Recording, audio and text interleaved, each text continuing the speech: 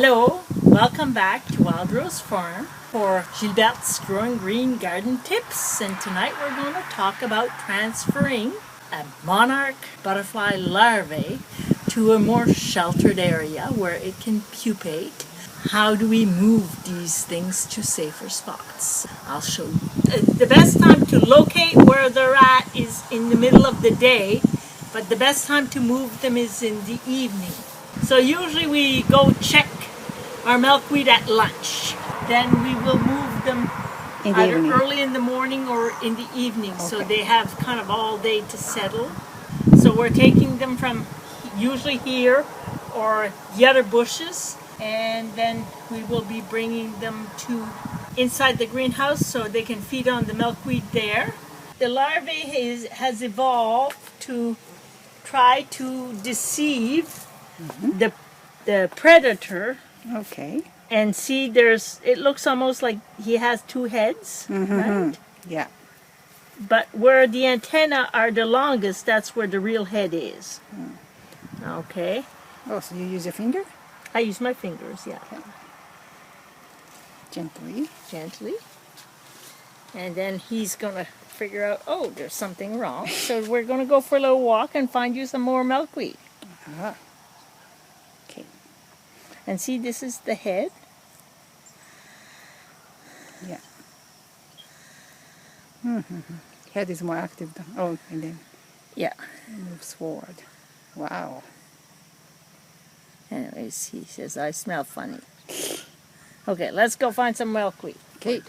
Monarch larvae, those stripes is to warn the predators that I'm toxic, because they eat the milkweed, and the lacquer is toxic to taste bad.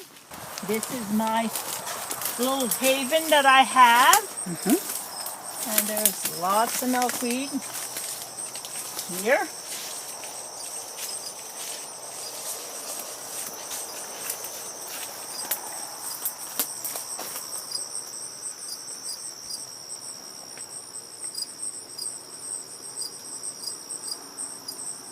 Oh.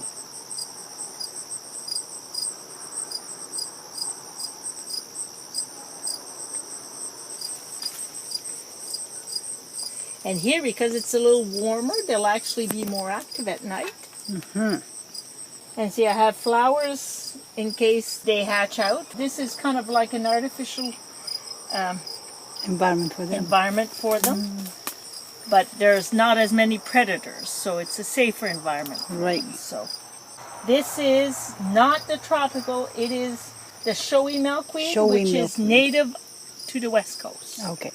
So it's still a Canadian native species. And then we also have the swamp milkweed in pots that we'll often bring here if we run out of other milkweed. Okay. But tropical milkweed is the one that confuses the butterfly. If we feed here. Is that what you mean? Correct. Yeah. And some years we'll use the other greenhouse as the butterfly haven. This year we're using this greenhouse here. I see. So we kind of plan ahead to make sure that there's flowers in bloom, and then that there is milkweed for them to eat. I see. Nobody pays me to help endangered species, but it's important that we help all species survive this. One of the things we do to help the ecosystem. Oh, We have another one. he's a little bit smaller larvae. Isn't he cute? Actually, this one, let's do it a little different. Can do that too. Look what I got on my hand. On my finger? Oh, what is this? That's an egg. Oh! So we're going to bring... Oh, I dropped it. Come on. There you go. That's number 3. That's larvae number 3. Okay, both my hands are full, so we got to go bring them. Okay. To go to pupate, crawl up to 30 feet, and they never pupate near the milkweed to stay away from predators.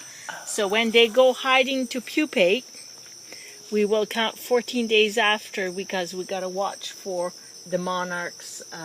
When they hatch, we release them right away because they have a better chance to feed outside than here. We do have some flowers, but it's better that they get exposed to the wind so they strengthen their wings. So we had a monarch here this weekend. We had a monarch here last week. And we have one here today. So they could be different monarchs or they could be the same. We have 4 different areas in which they can lay their eggs. We try to help them along. I don't know if it's making a difference, but we keep trying. Do you have seeds to sell? Or? I do have milkweed seeds to sell, yes. So springtime people can try to grow. Yes, and I have some transplants too that are ready to go. Yes. Can they plant in the fall? They could plant in the fall, yes. So if you're ambitious, join the party and then we can host the monarch all together in the community. That's correct. So somebody was asking about this. This is why we're doing this. And if anybody has milkweed and they have lots and lots of larvae and all of a sudden there's no milkweed for them to eat, I do have a lot of milkweed here that we can cut. So you can bring some home to continue feeding the larvae. One year I had a neighbor that she had so many larvae that all her milkweed plants were stripped from the leaves. Wow. So she came and borrowed some milkweed so they could pupate because they have to be a certain size before they will pupate. Okay. So they have to eat for about 14 days and get to a specific size before they'll initiate the pupation. It's kind of a community affair. So I'm lucky I have lots of neighbors that like to feed the monarchs. So we're doing a community effort. So flowers are quite pretty. It's very ornamental right now. When they're all eaten up, it doesn't look as good, but that's okay. So consider to add on your ornamental garden or just that. All you need is one spot of the you need garden. a flower bed in which you have flowers blooming in August, and then you just add the milkweed and you have an automatic butterfly garden. Station, yes. So Yeah, that would be a fun project. that's correct. Thank you.